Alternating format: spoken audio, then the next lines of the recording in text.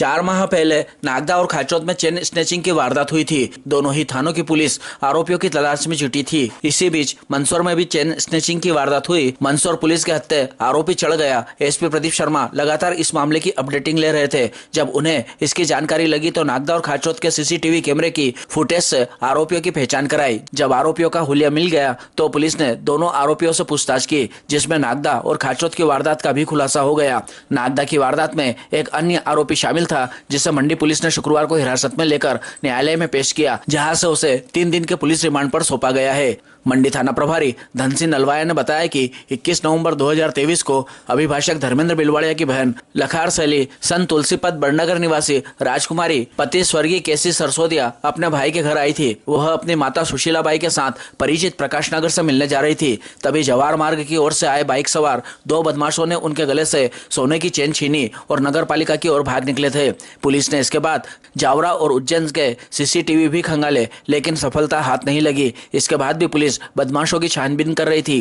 खाचौद Mandsaur police भी chain snatching के मामले में बदमाशों की तलाश में थी। तभी सांवेर निवासी जितेंद्र उर्फ भीमा मंदसौर पुलिस के हाथ लग गया। उससे पूछताछ में पता चला कि खाचौद की चेन स्नैचिंग में बड़नगर निवासी इशाक पठान और नागदा की चेन स्नैचिंग में सांवेर निवासी कपिल पिता मोहनलाल शामिल था। खाचौद पुलिस ने इशाक पठान को गिरफ्तार किया है। वहीं मंडी पुलिस ने कपिल को गिरफ्तार कर चेन बरामद की है। कपिल को न्यायालय में पूछताछ के लिए 3 दिन के लिए पुलिस रिमांड पर सौंपा गया है। वहीं जितेंद्र उर्फ भीमा वर्तमान में मंदसौर जेल में बंद है, जिसे पूछताछ के लिए 18 मार्च को न्यायालय के माध्यम से वह मंडी पुलिस को मिलेगा। जितेंद्र से पूछताछ में और भी खुलासे होने की संभावना है। प्रेस कॉन्फ्रेंस बुलाई गई है, क्या है मामला सर? मामला लूट की घटना का है। पिछले साल 21 नवंबर की घटना है।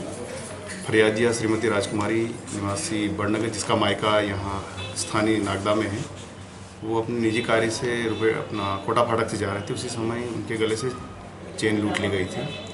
लगातार विवेचक द्वारा विवेचना की गई, जो अपना स्थानीय सीसीटीवी फुटेज है और उन्हें टोल नाके की सीसीटीवी फुटेज और पीएसटीएन डाटा के आधार पर इनकी फिर पहचान हुई।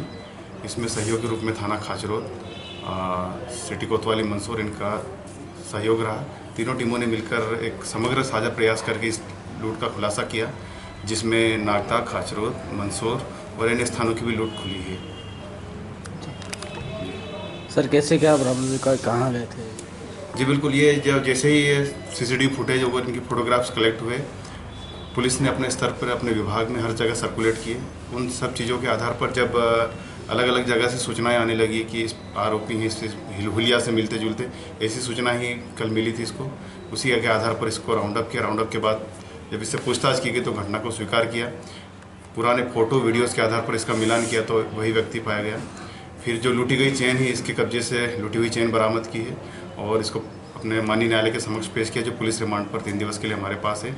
इसका एक अन्य साथी है जो फिलहाल मंदसौर जेल में बंद है। माननीय न्यायालय के आदेश से 18 तारीख को हमें प्राप्त होगा और आगे इसकी पर कार्रवाई की जाएगी। आरोपियों का नाम क्या है और कहाँ रहते हैं सर?